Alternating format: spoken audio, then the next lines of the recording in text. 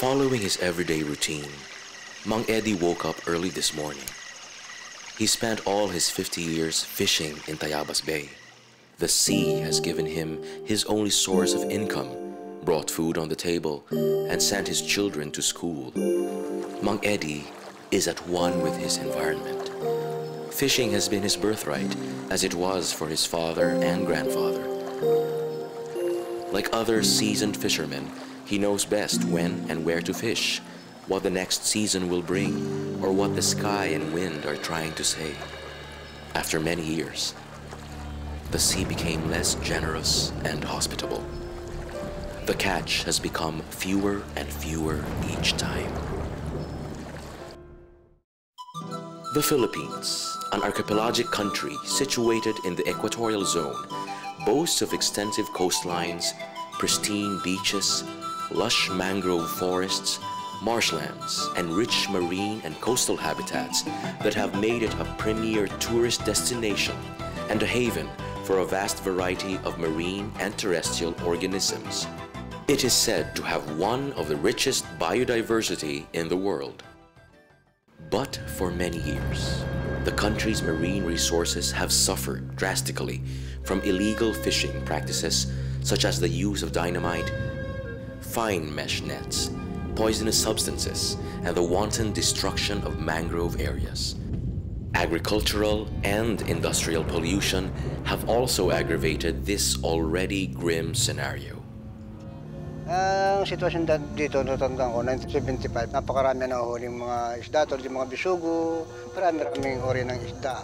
Yun, mga 2 oras lang kami, nakaka 5 kilo, murdang paro nang kami nahuhuli. Tapos napapansin namin, mga 1981, paano konti ba ng konti na isda. Dumating na nga ang ganitong taon, ay nalalong nahirapan ang mga tao sa paghahanap buhay dyan sa dagat gawa ng mga illegal fishing. Mang Eddie will not be fishing today. He and his fellow fishermen will attend a meeting to discuss the issues concerning Tayabas Bay. The Fisheries Resource Management Project, or FRMP, is a 6-year project that covers 100 municipalities in 18 major bays and gulfs. It is jointly funded by the Asian Development Bank, the Japan Bank for International Cooperation, and the Government of the Philippines. The executing agency is the Department of Agriculture, while the Bureau of Fisheries and Aquatic Resources, or BFAR, serves as the implementing agency. Among its strategies are to rehabilitate damaged coastal areas through the establishment of fish sanctuaries, rehabilitation of mangrove areas, and to provide the fisherfolk with sustainable livelihood activities that will reduce their reliance on fishing as the only source of income. Yung FSP 1, naging project area na rin ang Region 4A, particularly sa Calawag Bay. It was in the year 1990 to 1996. Then, when the FRMP was conceptualized as a follow-through, kasama sa FRMP yung mga dating FSP site. Ngunit na-expand din sa Ragay Gulf at saka sa Tayabas Bay. Kung titingnan natin, ang ating FRMP as a sequel to FSP 1 is focusing on fisheries resource management, then my income diversification and capability building. The project is undertaken jointly with the local government units, or the LGUs. A memorandum of agreement was signed at the start of the project to formalize the collaborative endeavors between BFAR and the LGUs to define their working relationship and respective responsibilities under the project. In Region 4A, FRMP is implemented in 11 municipalities in 3 bays and gulf, namely Tayabas Bay, Calawag Bay, and Ragay Gulf. These municipalities are Agdangan, Padre Burgos, Sariaya, Pitogo, General Luna, and San Francisco in Tayabas Bay, Calawag and Quezon municipalities in Calawag Bay, and Tagkawayan, Buena Vista, and Ginyangan in Ragay Gulf. A total of 145 barangays in these municipalities are being provided with many forms of assistance by FRMP. Under the Fisheries Resource Management component of FRMP, A total of 13 fish sanctuaries covering 338 hectares have been established and 6 mangrove areas have been rehabilitated. This was undertaken to protect these fragile habitats from further damage and allow resources that live in coral reefs and mangrove areas to grow undisturbed and to regenerate. Ang purpose nitong fish sanctuary na itinayo na ito ay magkameron hong reserbang area ng pangitlugan ng ating mga isda. Naghahayin ho kami ng isang resolusyon sa Sangguniang Bayan na mapagtibay para mabigyan ho ng honoraryo yung mga magbabantay. Through regular consultations, on-site coaching, training and community organizing work, BFAR 4A has succeeded in developing among the stakeholders a strong sense of ownership and accountability for the project that will sustain its many initiatives long after FRMP officially ends. Before, there were some indifferences, but because of the changes in the modalities and implementation of FRMP, attitudes have changed. In fact, they are the ones who have been very vigilant in calling for sessions or focus group discussions whenever there are problems arising in the areas. I think that before the project ends or after the project ends, the stakeholders have turned into stakeholders who are heightened in awareness that they are not just mere resource users, but they are also resource managers. A fisherfolk survey conducted in 2003 shows that these efforts are starting to bear fruit. Majority of the fisherfolk in 11 municipalities report an increase in their average daily catch from 1 to 2 kilograms of fish to 3 to 5 kilograms after the sanctuaries and mangrove reserves were put up. Underwater surveys also reveal that the coral reefs are starting to regenerate and fish populations are improving.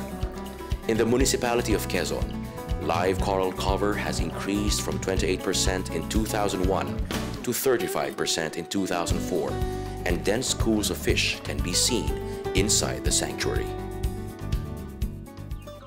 The reappearance of species that have disappeared, such as lapu-lapu and other highly prized fishes due to severe fishing pressure, are also being reported by many fishermen, giving solid evidence that fish sanctuaries are places where these animals can seek refuge, feed, and grow undisturbed. Dati po noon ay wala kami nakikitang mga banak, wala po kami nakikitang mga midyad, yung pong mga dalagang bukid. Ngayon po ay balik na po sila. Because of these benefits, the fisherfolk and LGUs are working jointly and vigilantly to protect and manage these vast fisheries resources from intruders and illegal fishers. With technical support from BFAR 4A and assistance from contracted NGOs, stakeholders were guided to formulate their own coastal resource management or CRM plans. Sa una, nabigyan namin ng suporta ang FRMP sa pamamagitan ng aming pondong 20%. Binibigyan namin ito ng pondo sa pamamagitan ng aming MAU na siya ang line agency para sa implementasyon ng ating karagatan. Na magandang naidulot nito ay sa kalaman ng tao kung paano ang ating likas na yaman sa karagatan ay sa darating na panahon ay ating maimulat sa lahat ng kalagahan nito.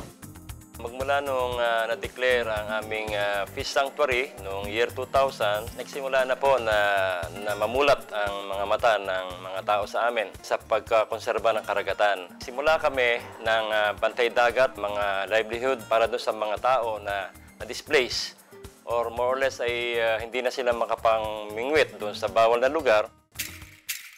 Part of the fisheries resource management component is the Philippine Fisheries Information System, or PhilFIS, which helps provide resource managers and policymakers with relevant fisheries information to make sound policies and management decisions.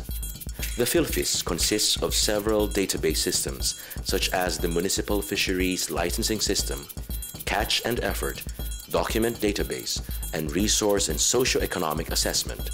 LGU personnel have already trained under the FRMP and are regularly updating the PhilFIS with fisheries data using the system as a major reference in the formulation of resolutions and ordinances for resource management conservation option.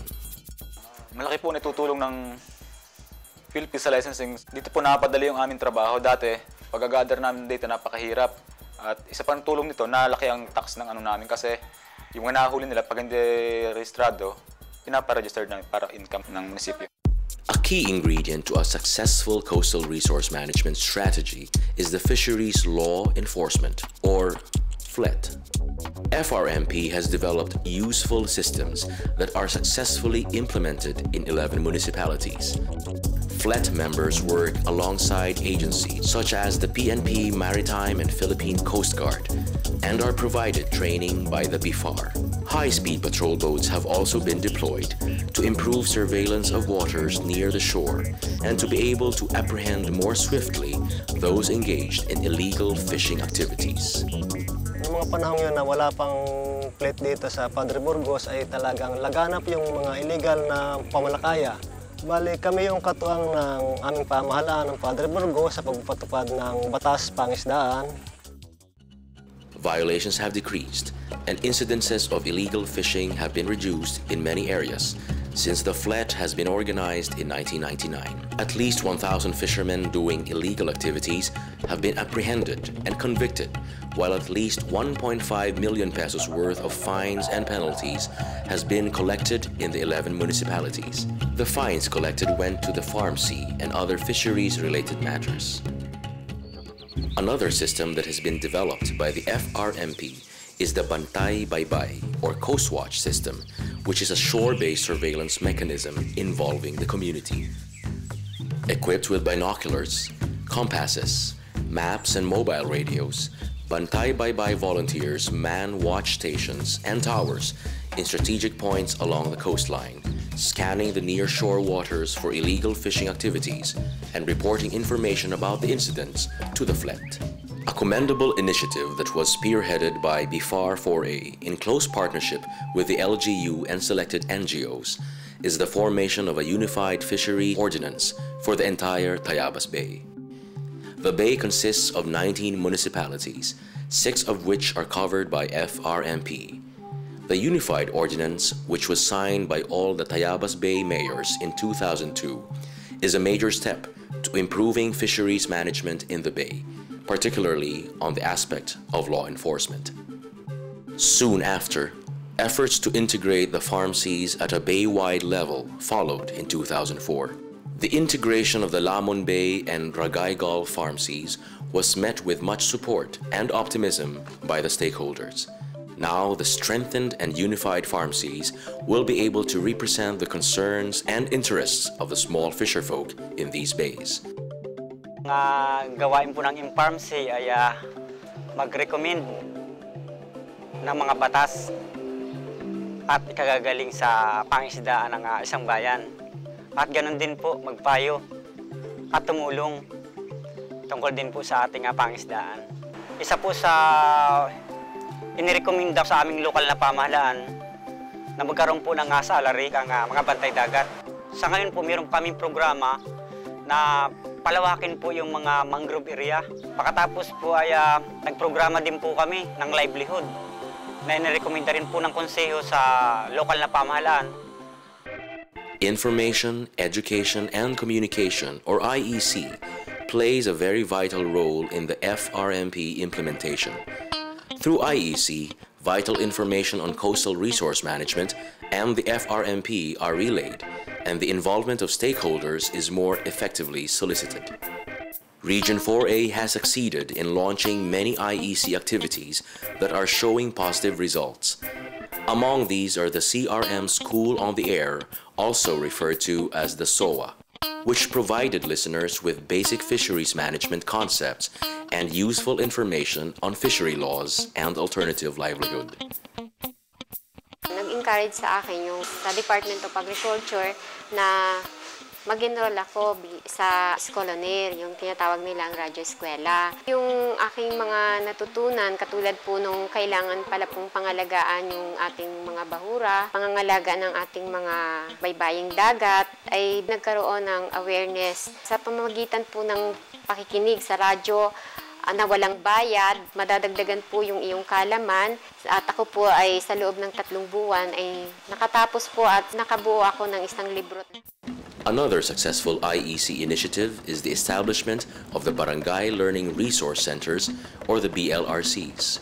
These centers serve as interactive libraries where community members, particularly the youth, can have access to print and audiovisual materials on fisheries, as well as to meet together to discuss important fisheries concerns.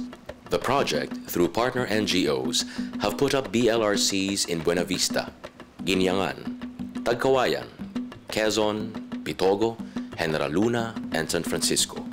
Malaking tulong po ito. Siyempre sa amin, kinakailangan namin talaga yung merong information center kami para dito sa karagatan. Napakahirap nung wala kami nito gawa ng yung information dissemination sa mga mangisda. Maganda kasi yung merong ganitong learning center. Una, yung mga bata makikiinteresado, bata pa sila, malalaman na nila kung paano i-conserve yung dagat. Ang pagtuturo po ng kaalaman tungkol po sa karagatan.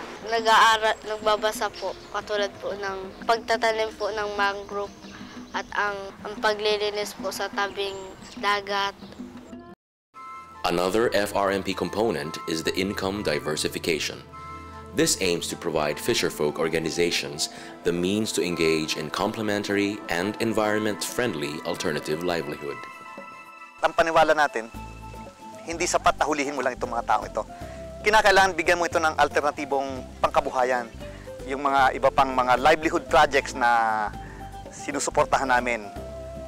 Kagaya ng mga seaweed, saka yung mga iba pang kaugnay dito sa FRMP. NGOs were initially contracted to organize community members into people's organizations or POs so that they could effectively undertake CRM activities and implement livelihood as a group. Basic trainings on values formation, savings mobilization, cooperativism, and others were provided for members to be able to understand the inherent responsibilities and benefits of being PO members. Many POs under FRMP are now experiencing the positive outcome of their participation. In Ragay Gulf, savings of POs in the 3 municipalities have increased from 267,000 pesos in 2002 to 522,000 pesos in 2004. Some POs are now engaged in cassava, peanut, and coffee farming.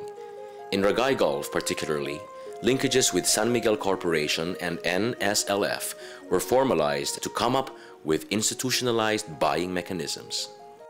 A noteworthy impact is the active participation of womenfolk in CRM and livelihood activities. In Sariaya, women members involved in bagoong making and fish trading earn from 100 to 150 pesos a day as compared with no income at all prior to joining their organization. Noong pong panahon noon, kami po ay mahina ang hanap buhay. Kami po ay namuhunan sa aming samahan ng pagbabagoong. Hindi po kami nung nati-training, ay marami po ay nabubulok. Tapos nung kami po ay binuo ng BFAR na ngayon po sa kasalukuyan ay nagbigay ito ng training ng fish processing at bagoong. Sa ngayon po ay kami ay marunong ng gumawa ng bagoong, hindi na po nabubulok. At sa aming pong mag-asawahan, ito po ay nakakatulong, nakakadagdag kita sa aming pamilya. Because of these efforts, fisherfolk beneficiaries are now engaged in various income diversification activities, both water-based and land-based.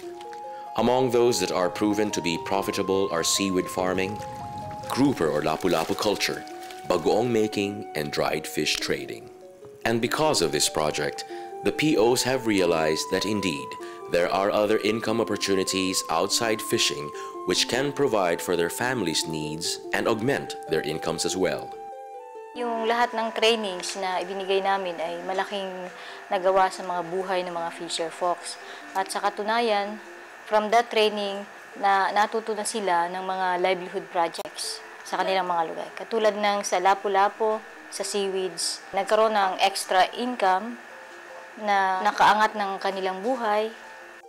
FRMP's third component is capacity building. This aims to provide project implementors with a strong technical foundation to allow them to successfully undertake and continue the project's many initiatives. Under this component, the LGUs, fisherfolk groups, womenfolk, and other community members were provided various types of training, on-site coaching, and technical guidance. From 1999 to 2005, a total of 72 training courses were conducted for project partners in the province.